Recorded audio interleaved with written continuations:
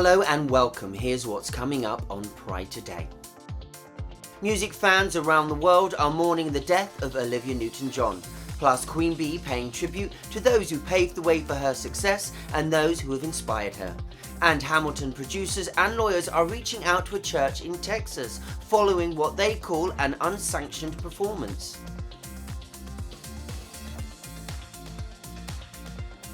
Hi there, I'm Stephen Walker. Thanks for joining me as we take a look at the stories making headlines.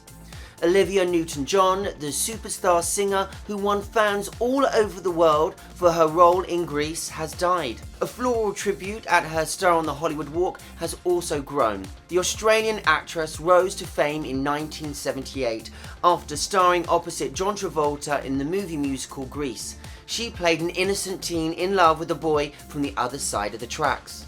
Her 1981 track Physical spent 10 weeks atop the Billboard Hot 100, and the four-time Grammy winner sold more than 100 million albums in her career. Over the last 30 years, she was treated for several bouts of cancer, most recently at the base of her spine. She died at her Southern California ranch Monday morning. She was 73 years old. Beyonce is dedicating the remix of her hit single Break My Soul to queer black artists and black women. In New Vogue remix, Beyonce teams up with the Queen of Pop, Madonna, to call out some of the legends that have influenced her. She lists names like Sister Rosetta Tharpe, the queer godmother of rock and roll, and Bessie Smith, the bisexual empress of the blues. She also mentions gender non-conforming icon Grace Jones and queer singer Lizzo, while celebrating several houses of the ballroom scene, including House of La Extravaganza, House of Revlon, and House of La Beija. The shout-outs don't end there, with Nina Simone, Lauryn Hill, Jill Scott, and Janet Jackson all getting a mention, just to name a few. The Broadway company that owns Hamilton sends a warning to a Texas church that added anti-LGBTQ+ and biblical themes to the show. The production company tells The Advocate that they delivered a cease and desist order to the Door Christian Fellowship Ministry following a performance on August 5th. That's after a sermon comparing gayness to alcohol addiction and drug abuse was added to the play. The Broadway company is now calling for the removal of all videos and images of past productions from the church's website and social accounts. The church says it's not anti-LGBTQ. Hamilton said in a statement to The Advocate, "The Hamilton family stands for tolerance, compassion, inclusivity, and certainly LGBTQ+ rights." His father is a famous judge on TV and in the courtroom. Now, Greg Mathis, one of the stars of Mathis Family Matters, is coming out and talking with out editor Bernardo Sim all about what it's like coming out with his family in the public spotlight. What were some of your fears prior to coming out? So yeah, I definitely shared the story on the show, and I will say for me, I'm fortunate that it was never about my family.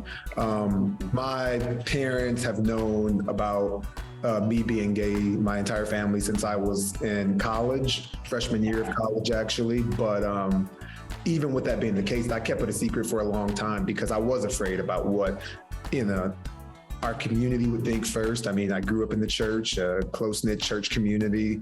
I was worried about what some of our friends and family would think, extended friends and family. But obviously with my dad being in the public spotlight, that even put a larger microscope on it for me. And so even though I was blessed to have that, safety net of a family, which a lot of people in our situation don't even have, it was still that pressure of knowing that once I came out to the world, that it was going to be, oh my goodness. I mean, I talk about it on the show. It happened with one of my best friends, EJ Johnson, Magic Johnson's son. And when he came out, it was almost an attack on his entire family. And Yeah.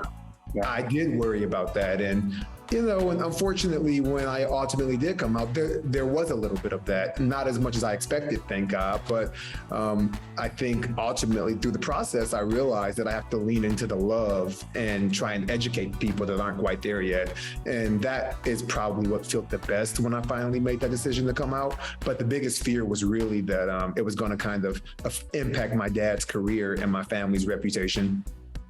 Yeah. you come from this very specific situation, having a father who is famous. Maybe people can't relate to that on your level of fame and having a show on E and everything. But I guess some queer people can relate to that with like having a parent that perhaps is famous within that community, or having a parent that is like well respected in that community. I don't know, a more localized situation. How did you balance trying to live your life authentically while trying to be mindful of the legacy that your father has built?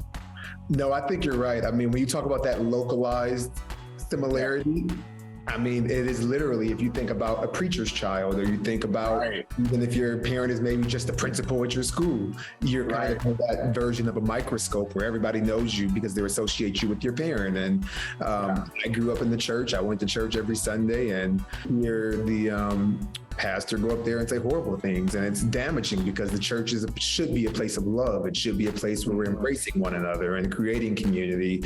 And to feel like you're going into that community every Sunday and being rejected, I can just imagine how many LGBTQ people can identify with that. I mean, you asked me how I balanced kind of that microscope and that pressure from the community, and with my family knowing and me trying to live my life. And my boyfriend and I, Elliot, dated for 6 years in a mostly closeted way, with our family just knowing but no one else knowing. And I would say I didn't balance it.